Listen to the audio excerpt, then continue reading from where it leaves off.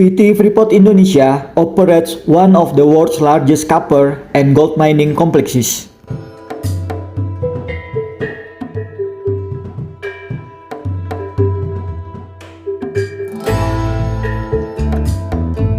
PT Freeport Indonesia conducts integrated mining activity from upstream to downstream, spanning from mining and mineral processing in Mimika, Papua, to refining at its smelter facility in Gresik, East Java. The company not only focuses on copper and gold mining, but also plays a major role in supporting Indonesia's economy through taxes, royalties, and employment.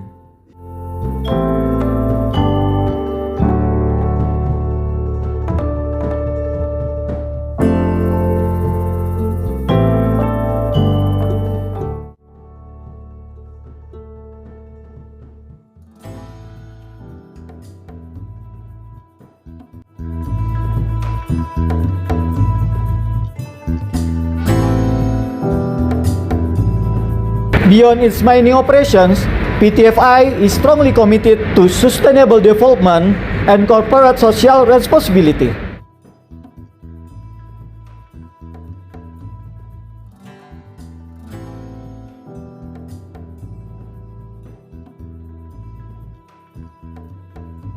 The company invests heavily in local education, health, and infrastructure to improve the quality of life in surrounding communities. And now, the challenge is to ensure that the local communities remain strong and independent even after mining operation is finished.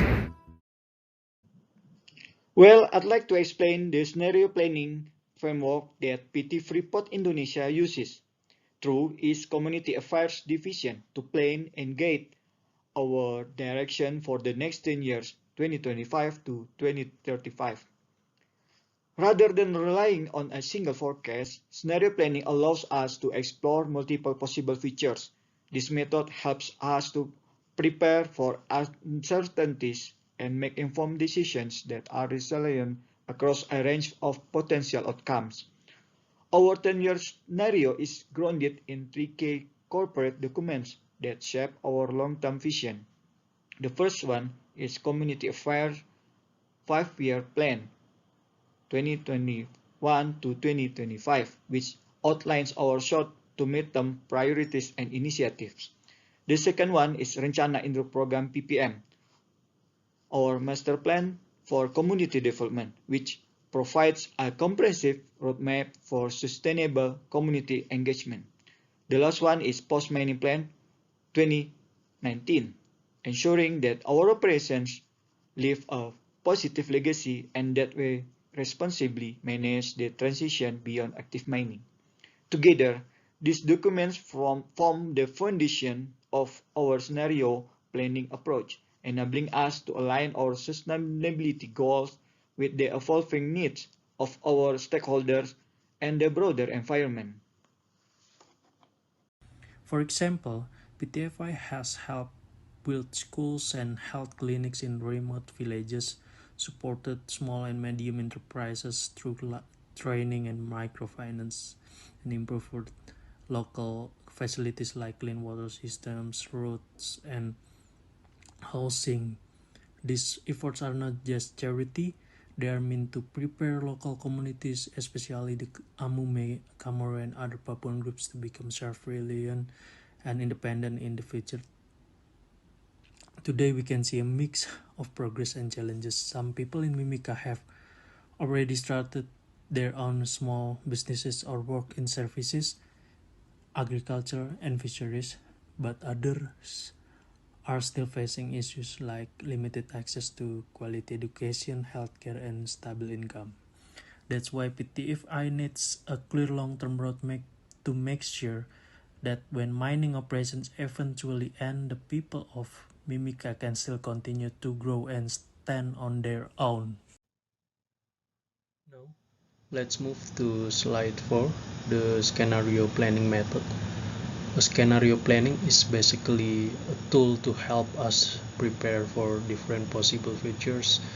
Instead of just predicting one single outcome, it allows organizations like PTFI to think ahead, deal with uncertainties, and make smarter long-term decisions.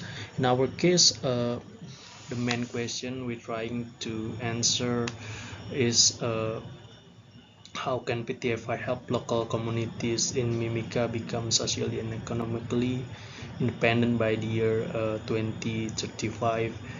This period from 2025 to 2035 is what we call the transition decade, the final phase before the company enters the post-mining area in 2041. The scenario planning process itself has five main steps. First, we can see in the screen, we start with orientation, where we clearly define the main focus or the key issue we want to explore. Then we continue to the exploration, where we identify the major driving forces, things like government readiness, local economic growth, and the capacity of communities to manage their own development. After that, uh, scenario creation, where we imagine several possible features that might happen based on those factors. Next, in option consideration, we discuss and select strategies that can still work effectively under any of those possible features.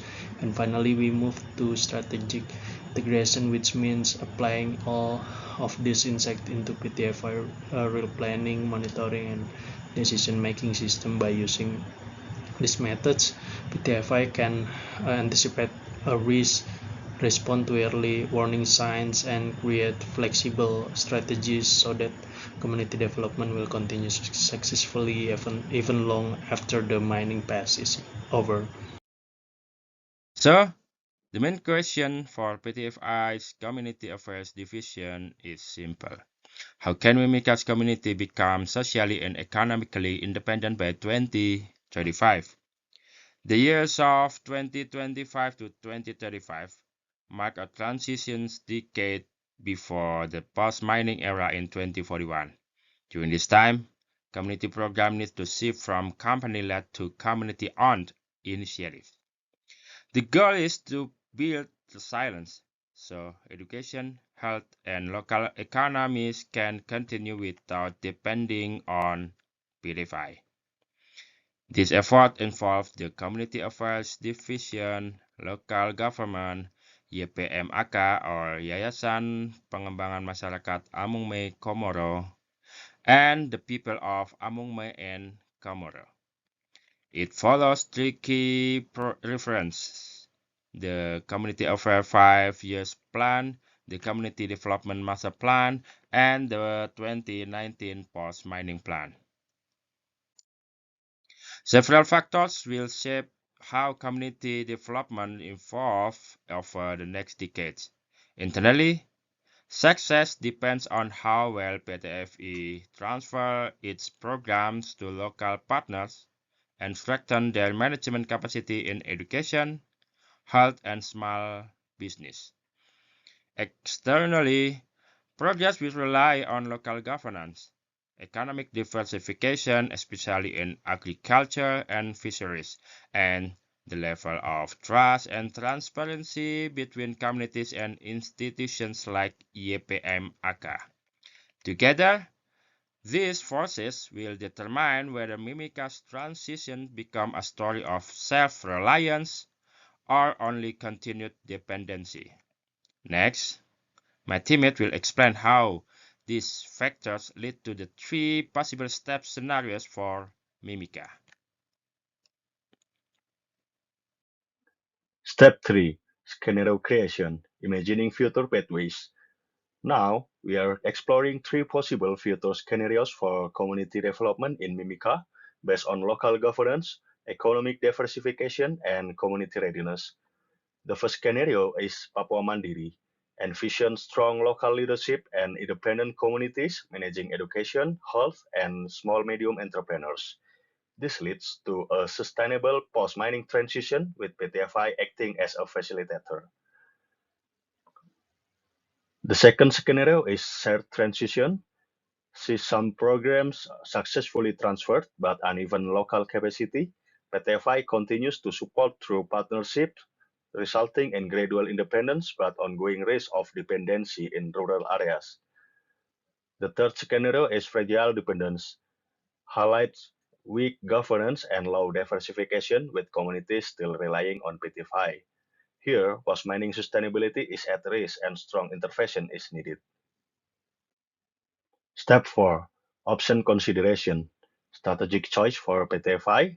For each scenarios, we have identified strategic options to keep PTFI effective. In Papua Mandiri, we focus on strengthening local small-medium entrepreneurs, transitioning training centers to local management, integrating health data, and coordinating closely with local government. In shared transition, joint funding and capacity building are key, with continued mentoring and co-founded health program, plus public-private partnership for gradual handover. In fragile dependence, emergency support and grants are needed, with PTFI maintaining a major role in education and health, and temporary joint management to strengthen district capacity. In this final step, strategic integration is about embedding our scenario framework into PTFI's real-world operations. First, we will integrate this into corporate planning. We'll align the 10-year scenario roadmap with PTFI's existing Community Affairs 5-year program and PPM Master Plan updates, and translate each strategy into annual KPIs for the Community Affairs Division. Second, we'll enhance monitoring and evaluation. This means applying impact-based indicators, like income growth and health outcomes, and using the monitoring and evaluation framework to track community self-reliance. Finally, we will establish early warning indicators. These are red flag triggers, such as a drop in school attendance or a decline in small and medium enterprises productivity.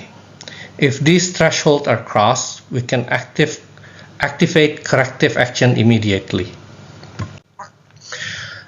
In conclusion, the scenario planning process has allowed PTFI to explore how community development might evolve toward 2035. By anticipating futures from Papua Mandiri to fragile dependence, we can design strategies that strengthen local capacity, reduce dependency, and ensure a smooth transition to the post-mining era. Based on this, our key recommendations are: adopt adaptive strategies that can shift between company-led and community-led approaches, prioritize capacity building in education, small and medium enterprises development, and local governance. Institutionalize the monitoring and evaluation and early warning system into the annual planning cycle.